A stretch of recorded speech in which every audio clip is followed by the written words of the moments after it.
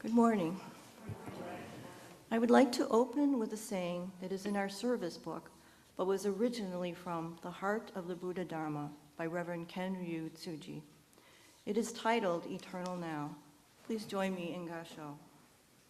In the beginningless, endless flow of time, each life is a mere ripple, existing only for an instantaneous moment and disappearing forever. But each life is a unique experience with beauty and truth, all of its own, with no identical counterpart in history and none absolutely the same in the future. Your life, my life, is attuned to the rhythm of the cosmos and to the heartbeat of reality. Each life exists in the eternal now. Each idea that is thought, each word that is spoken, each action that is taken changes the whole pattern of the universe, for the universe is interdependent. Think, speak, and act then, always in the eternal now, with compassion and understanding for your own enlightenment and for the enlightenment of all sentient beings. Namo Amida Butsu. Some of you may have heard of the blue zones. These are the 5 geographic areas in the world with the healthiest, longest living populations. They are Okinawa, Japan, Ikaria, Greece, Loma Linda, USA, Sardinia, Italy, and Nicoya, Costa Rica. In Okinawa, there are over 24 people over the age of 100 for every 100,000 inhabitants. Ikigai is a Japanese concept that means life's worth and the happiness of always being busy. There are some common characteristics shared by these longest living people. Activity, which is not exercise, but movement, gardening, kneading bread, using hand-operated tools, walking, yoga, tai chi, and qigong are examples. Radio Taiso consists of warm-up calisthenics performed to music from a television station or internet video demonstrating the steps. This is usually done in groups, in schools before classes start, and in businesses before the workday begins. We have seen this in many Asian movies. Right now, if you have space, just raise your arms and stretch. It feels pretty good, right? Many of us probably don't move and stretch enough as much as we should. Don't worry, I won't have everyone doing jumping jacks. Rituals. Some examples are prayer, honoring our ancestors, napping, and attending Sunday services, not necessarily in that order. Diet. Okinawans stop eating when they feel 80% full. We know how it feels to be stuffed, so we can just stop when we start to feel full or content. In Japan, a meal is served on smaller plates, making the diner feel like they are eating more. I mentioned Motai Nai in another talk, and if you're like me, you don't like wasting food. So when we feel 80% full, we can save our leftovers for another day if we do not want to throw them away. Community and friends are important aspects of connecting with other people. Family, including our Sangha family here at MBT, can be our support system. Hobbies and activities. What do we like to do? Sometimes we aren't crazy about our jobs, but we can do what we want during our free time. We can work on hobbies, crochet, knit, work in a garden, play an instrument, learn a new language, paint, write poems, bake, cook, teach, or talk to and make a connection with someone. These and other hobbies are doing things that may be meaningful to you. Practicing kindness, spending time with friends and family, and volunteering where it can make a meaningful difference are good examples of looking outside of ourselves to obtain calmness and a purpose in life. Rather than concentrating on being happy, we can find our ikigai. We can live in the moment without dwelling on the past or worrying about the future. Experience the here and now. Be mindful. Appreciate the sights and sounds of nature, and be aware of actions, positive or negative. How often do we complain about things like the weather? It's too hot, it's too cold, it's raining, it hasn't rained enough. I know I'm guilty of complaining, But if we can embrace each moment, even if it is too cold or too hot, imagine how it will be when the weather is perfect. Of course, each person's idea of perfection is different, but that would be a separate discussion. Lynn Bramer, a popular Chicago radio host on WXRT, would announce, "It's great to be alive" every morning. He passed away in 2023, but many of us still remember his appreciation for living, which we should all have. Gratitude. We should be thankful for our food, nature, friends, and family. When we have gratitude, we realize all that we have instead of focusing on what we are missing. Many of you have either seen or heard of Perfect Days, which is a 2023 movie filmed in Japan about a man, Hirayama, who cleans public toilets in Tokyo for a living. He has a morning ritual of spritzing his plants, looking outside his window at the sky, buying a can of coffee from a vending machine right outside his home, and driving his van while listening to music on cassette tapes. He listens to the Kinks, Van Morrison, Patti Smith, Otis Redding, and the Animals. We older folks can relate to this music. He then arrives at the various washroom locations and meticulously cleans the toilets, even using a small mirror to make sure he cleans in places that cannot normally be seen. On his lunch break, he eats a sandwich outdoors and pulls out a small camera.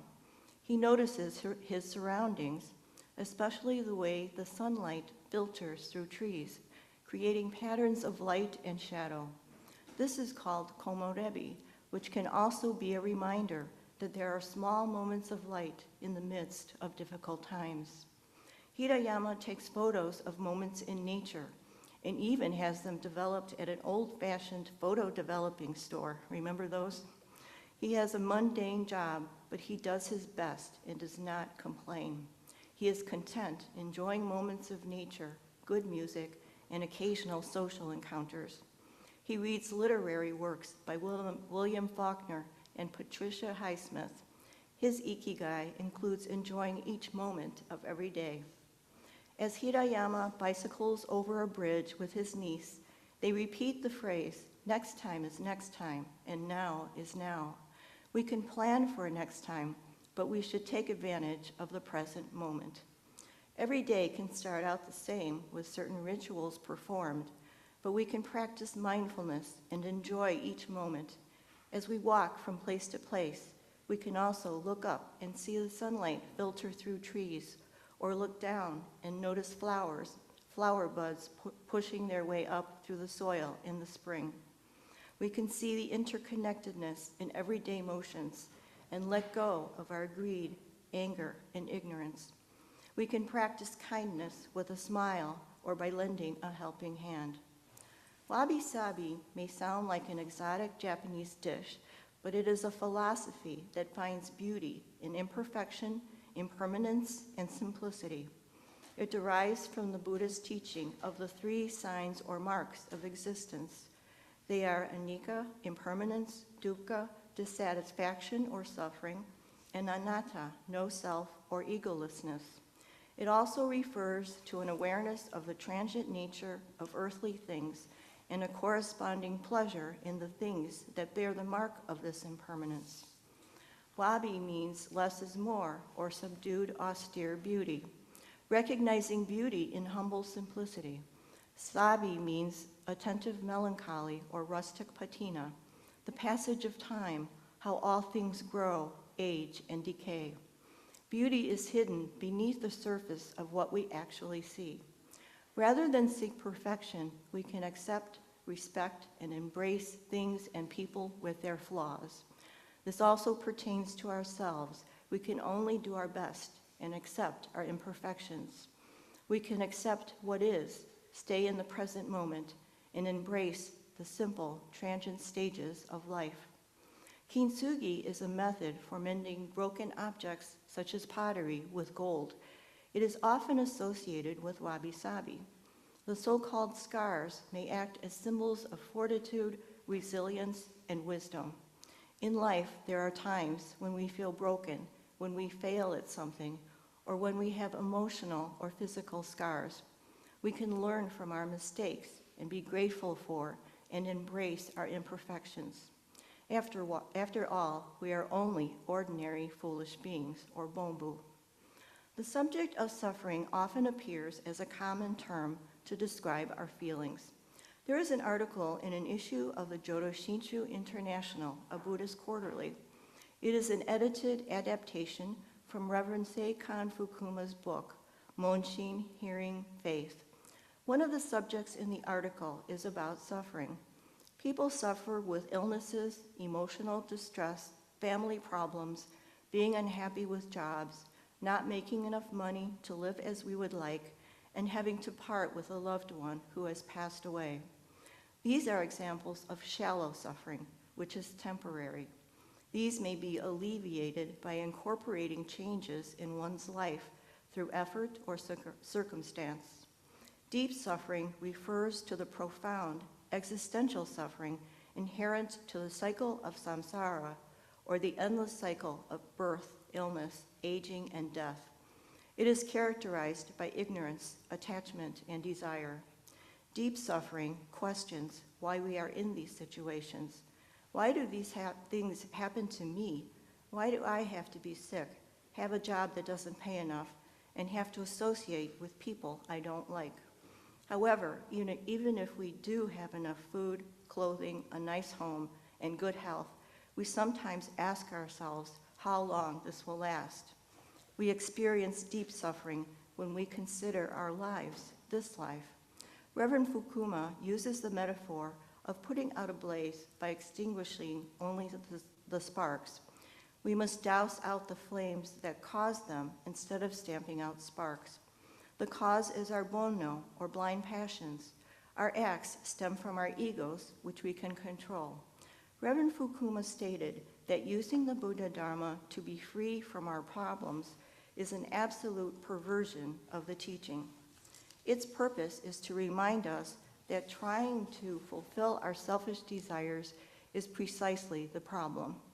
When we realize all that we have and not what is missing, we express gratitude by reciting the Nembutsu. In Jodo Shinshu, deep suffering is often seen as the root cause of shallow suffering. Shinran taught that, regardless of the level of suffering, all beings are equally caught in this cycle of suffering and are incapable of liberating themselves through their own efforts alone.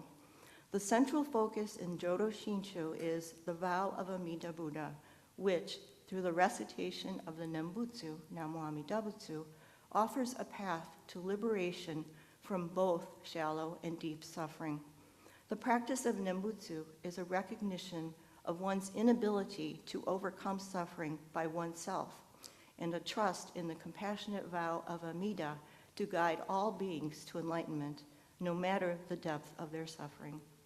Ultimately, Jodo Shinshu teaches that by relying on Amida's vow and the power of faith, even the deepest suffering can be transcended, and one can be reborn in the Pure Land, free from the endless cycle of samsara.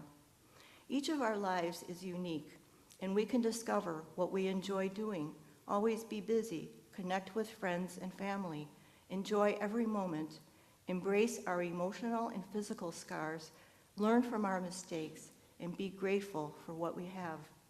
Perhaps we can wake up occasionally and declare, it's great to be alive. We can deal with our shallow suffering by making changes, working through problems, and recognizing that they are temporary. We can realize our bonno, or blind passions, recite the Nembutsu, and rely on the vow of Amida Buddha to overcome our suffering. Our second gatha today will be If You Want to Sing Out, by Cat Stevens. He wrote the song for a quirky movie, Harold and Maude, which is about an elderly woman with a zest for life who shares it with a troubled young man. This song promotes individuality, finding our own path, and expressing ourselves without apprehension. Thanks again to the MBT band, which today consists of Christina, Reverend Todd, Connie, Jesse, Cynthia, Dean, Elaine, and Ian. There's so much talent here at MBT. Paul and Ellen will help lead the singing. I would also like to thank Reverend Todd Suchia. Next Sunday will be his last day in Dharma Talk here at MBT as our resident minister. His leadership and messages have been very inspiring, and we will miss him. We look forward to having him join us as a guest speaker, either in person or on Zoom. We will also miss his wife, Connie, who has been very active with our services and events. She's back there working. We are also grateful to Reverend Ron Miyamura for stepping in again after his retirement. His many years of experience will be appreciated before we find another resident minister. Please put your hands together in Kasho. Each life exists in the eternal now. Each idea that is thought, each word that is spoken, each action that is taken changes the whole pattern of the universe, for the universe is interdependent. Think, speak, and act then, always in the eternal now, with compassion and understanding for your own enlightenment and for the enlightenment of all sentient beings. Nam Wami Dabutu.